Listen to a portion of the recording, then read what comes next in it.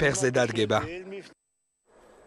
საკომუნიკაციო კომპანიები პერსონალური ინფორმაციის დაცვის შესახებ კანონში შეტანილ ცვლილებას არ ეთანხმებიან. საუბარია პროექტზე, რომლის მიხედვით ელექტრონულ საკომუნიკაციო კომპანიებს პერსონალურ მონაცემთა კატეგორიაში გათვალისწინებული ინფორმაციის 2 წლით ვადის შენახვით ვალდებულება დააკისრეს.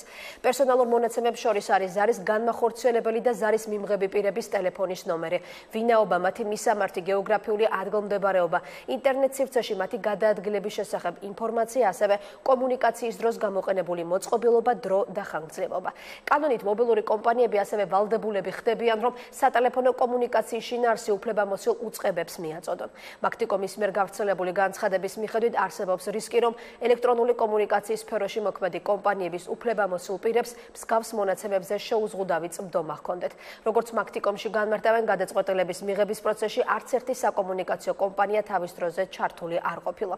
საკანონმდებლო ცვლილებას ეხმაურება სილქნეტით სააქციო საზოგადოების განცხადებით, პერსონალური ინფორმაციის დაცულობის მექანიზმების სრულყოფა კომპანიებისგან ტექნიკური აღჭურვილობის გადაიარაღებას გულისხმობს. კანონის მიხედვით კი შემჭიდროებული ვადებია მითითებული. სილქნეტში ამბობენ, რომ ამ ვადებში ცვლილებებისთვის აუცილებელი ტექნიკური გადაიარაღება ვერ მოხდება.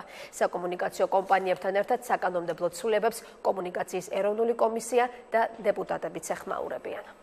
აღნიშნული საკითხი არა მარტო საქართველოში არის განხილვის საგანი, არამედ ევროპის სივრცეშიც პრობლემატური არის და 9 დეკემბერს ბრიუსელში დაგეგმილი არის კონფერენცია მონაცემთა დაცვისა და კონფიდენციალობის შესახებ, სადაც ესეთი პრობლემური საკითხები იქნება განხილული. აღნიშნული კანონის მიღებისას არ იქნა გათვალისწინებული ელექტრონული კომუნიკაციების სფეროში მოქმედი კომპანიების ჩართულობა. ევროკავშირის 24 დირექტივა 2006 წლის განსაზღვრავს სწორედ იმ მონაცემების შენახვის ვალდებულებას ევროკავშირის წევრი ქვეყნების მხრიდან, რომელიც სუსტად გადმოღებულია აღნიშნულ კანონში და სწორედ ამას მოყვა ის, რომ 2014 წლის 8 აპრილს ევროკავშირის სასამართლომ ბათილაცნო აღნიშნული დირექტივა, განმარტა, რომ ელემენტარულად ის არღვევდა უხეშად ადამიანის პირადი ცხოვრების ხელშეუხებლობის უფლებას. ჩვენი მხრიდან სწორედ კანონის მიღება სწორედ იმ მონაცემებზე და იმ წესით, რომელიც ევროკავშირის სასამართლოს მიერ ბათილადაა ცნობილი, რბილად რო ვთქვათ, ეწინააღმდეგება ქვეყნის პოლიტიკას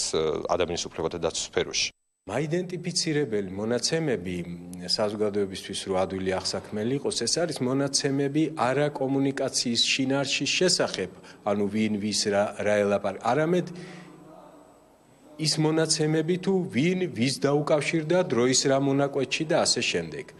პირველ ყოვლისა აღნიშნავ, რომ ამ მონაცემებს სხვილი კომპანიები დღემდე ინახავენ, თუმცა კანონით ეს ვალდებულება მათ არ ჰქონდათ. ამ კომუნიკაციის დამადასტურებელი, ასე ვთქვათ, დოკუმენტური მასალაც ინახება საქართველოს პარლამენტში.